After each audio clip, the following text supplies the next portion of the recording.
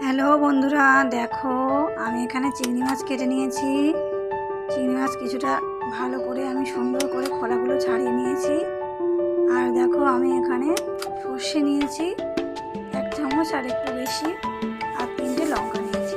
এখন আমরা এই সর্ষে আর কাঁচা লঙ্কাটা খুব সুন্দর করে মিক্স করে নেব। তারপর আমরা দেখতে থাকবো। আজকে আমি এই চিংড়ি মাছের ভাপা বানাবো। আশা করি তোমাদের এই রেসিপিটা ভালো লাগবে। তোমরা যদি আমার চ্যানেলে নতুন হয়ে থাকো অবশ্যই আমার চ্যানেলটাকে সাবস্ক্রাইব করো।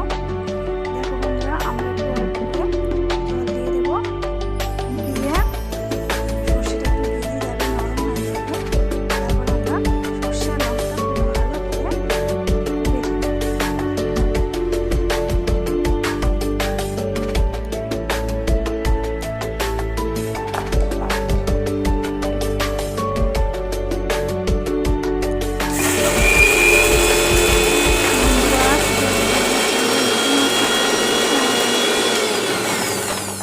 লাইক করো, শেয়ার করো। দেখো বন্ধুরা, সর্ষেটা আমি বেটে নেব। সর্ষেটা একটু কম বাটা হয়েছে, যার জন্য আমি আর একটু নাড়াচাড়া করে নেবো চামচ দিয়ে আর একটু ভালো করে মিক্সটা করে নেবো।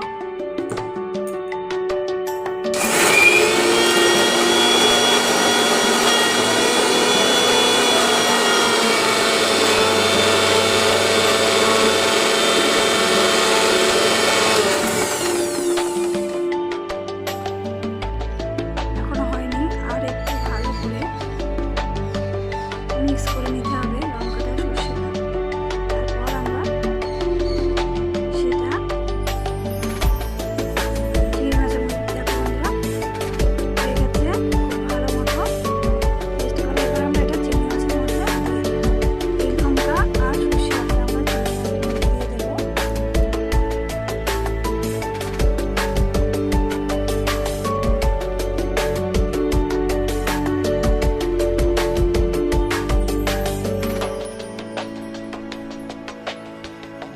সর্ষে বাটাটা আমার দেওয়া হয়ে গেছে।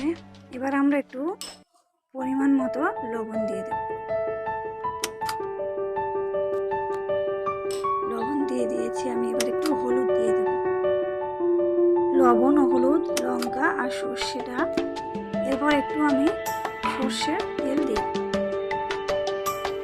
2 থেকে 3 চামচ মতো সর্ষের তেল এখানে দিতে হবে। দিয়ে নিয়েছি। এবার আমরা ভালো করে এটাকে মাখিয়ে নেব খুব সুন্দর করে। এই সর্ষে, কাঁচা লঙ্কা, নুন, হলুদ আর একটু তেল দিয়ে আমরা ভালো করে মাছটাকে মেখে নেব। মেখে নেওয়ার পরে আমি যে মশলাটা করেছিলাম সেই মশলার মধ্যে অল্প একটু জল দিয়ে আমি দিয়ে দেবো। খুব সামান্য পরিমাণে অল্প করে জল আমরা এখানে দিয়ে দেবো। মাখা হয়ে গেছে।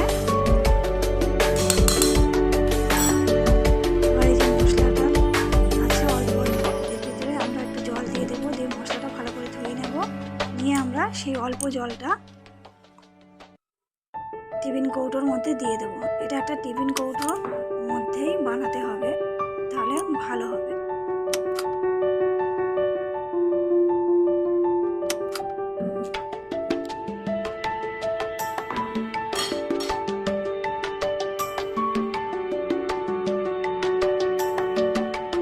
জলটা আমরা দিয়ে দিলাম, আর আমরা জল দেবো না। এবারে ভালো করে আমরা নাড়াচাড়া করে নেবো চামচ দিয়ে।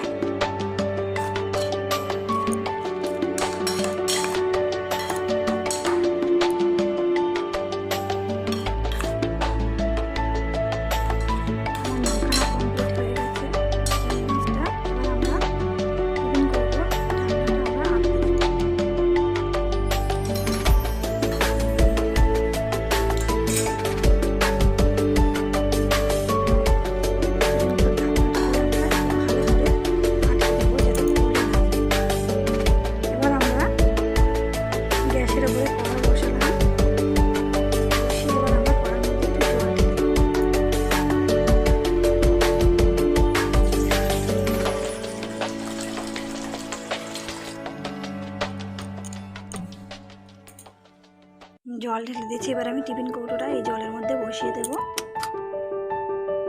দিয়ে 15 থেকে 20 মিনিট মতন আমি